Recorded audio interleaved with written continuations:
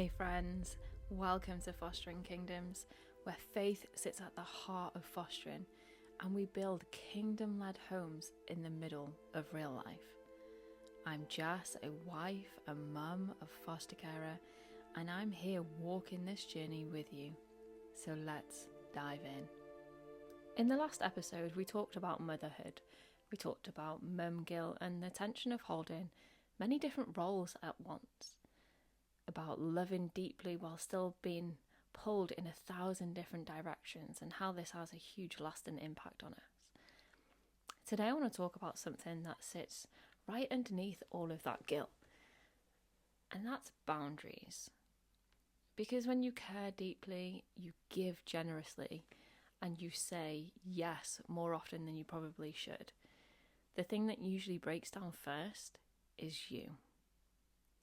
We often get told to think about the boundaries for the children that we care for, but rarely we're asked to think about our own personal boundaries. So this episode is about setting boundaries that don't harden your heart, but in fact help you protect your heart. Because when you're someone who gives, serves, nurtures, and shows up time and time again, the absence of boundaries, it doesn't just exhaust you, it slowly erodes you. This episode is about learning that creating boundaries, they're not walls.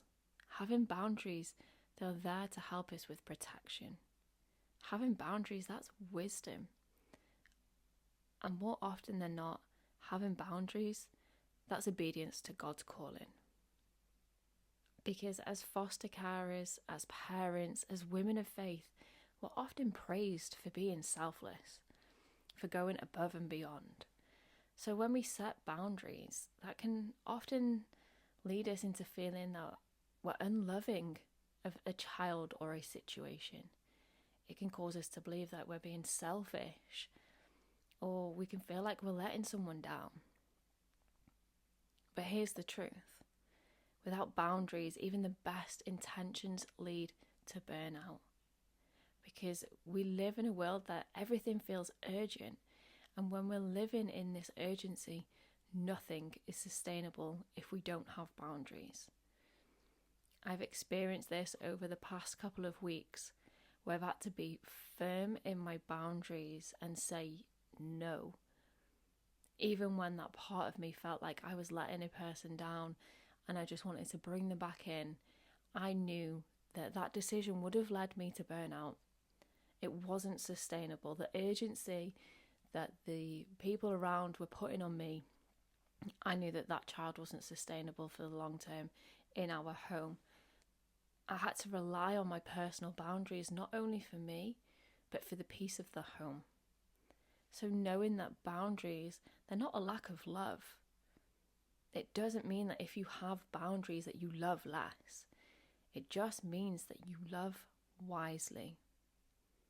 That was exactly what I had to demonstrate to myself and to my family, was the wisdom in the boundaries, the protection in the boundaries. When we have boundaries, it helps us to protect our nervous system, but also the nervous system of the children that we look after, whether they're our biological children or foster children. It protects your marriage. It protects your faith. And it also protects your longevity in the calling of being a foster carer. It's important to note as well that God himself, he modelled boundaries.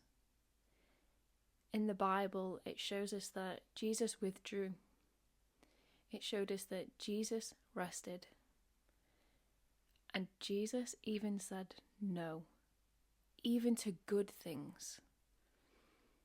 In Mark 6:31, it reminds us of this.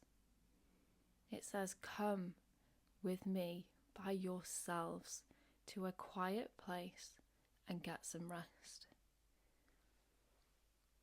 Rest and limits, they are not our weaknesses. They are divine instruction. God is always calling us to have firm boundaries and to make time and space for Jesus.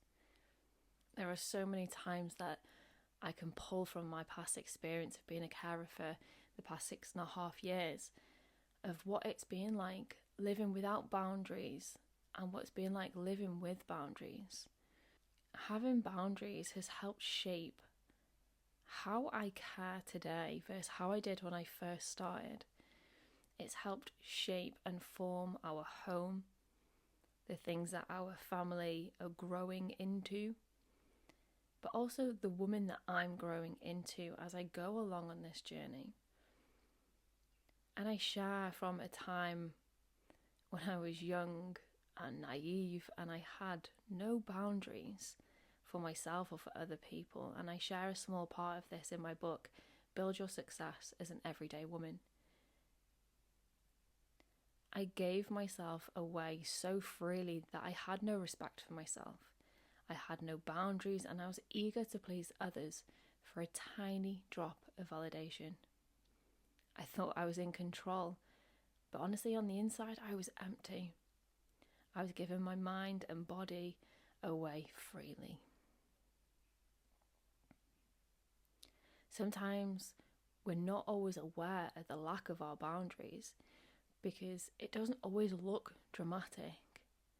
Sometimes not having boundaries just looks like overgiving, people pleasing, never resting, not saying no when every cell in your body is screaming at you to say no. When we don't have boundaries, it always comes with a cost. And sometimes we don't see the cost until it's too late, until we're in too deep. Having boundaries in our lives for ourselves and for our homes, this is real stewardship. Because boundaries are not about punishment or withdrawal. They are truly about stewardship.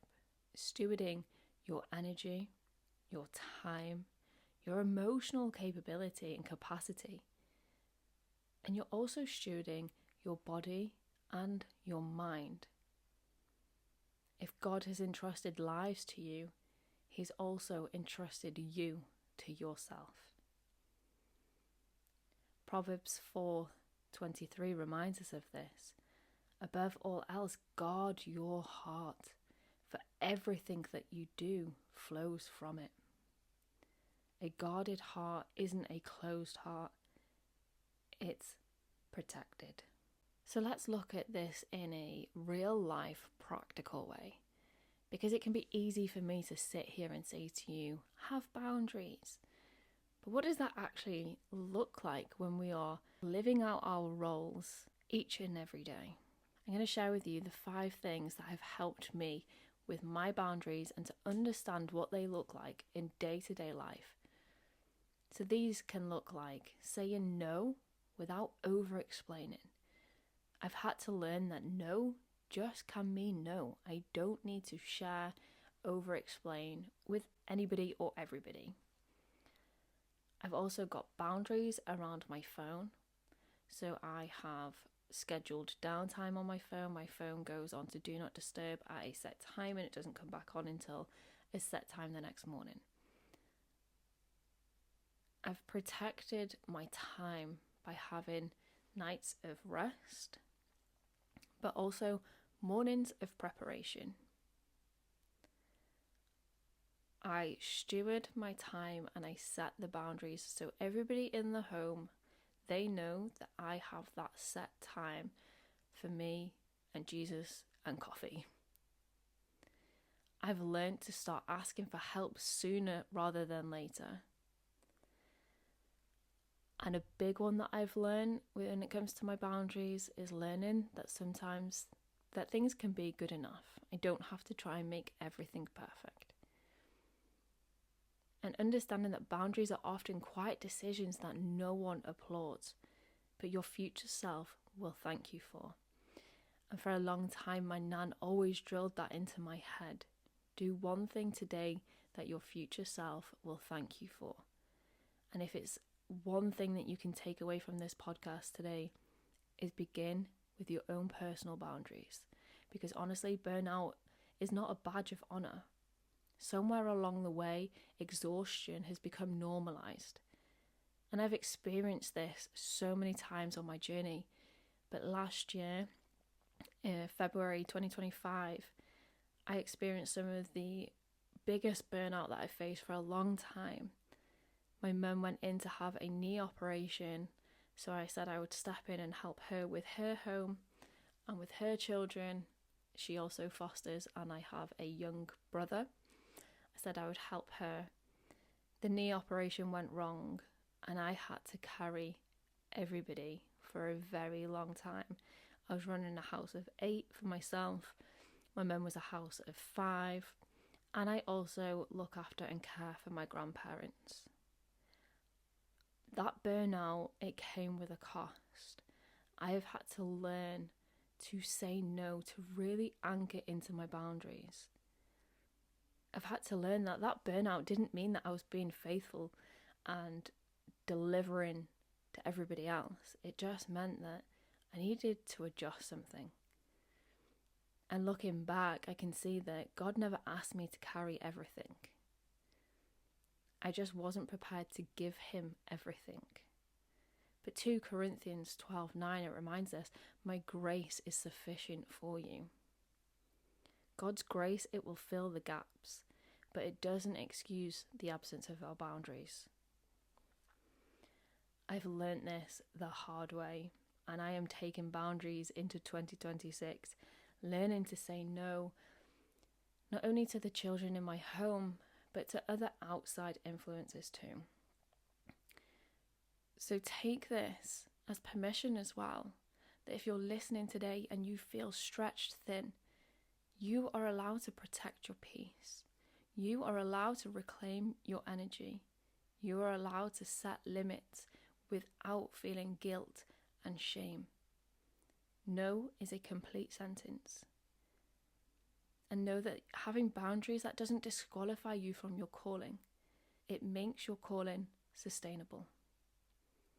So as you move forward in this season, I hope that you remember this. You don't have to give everything to everyone to be faithful. You just have to give wisely, give it to God, and say no to what doesn't light you up. Stand strong in your decisions, even when it feels like the world is against you. Remember that God is always for you. Thank you for being here on Fostering Kingdoms. I'm Jess, and I'll catch you on the next episode.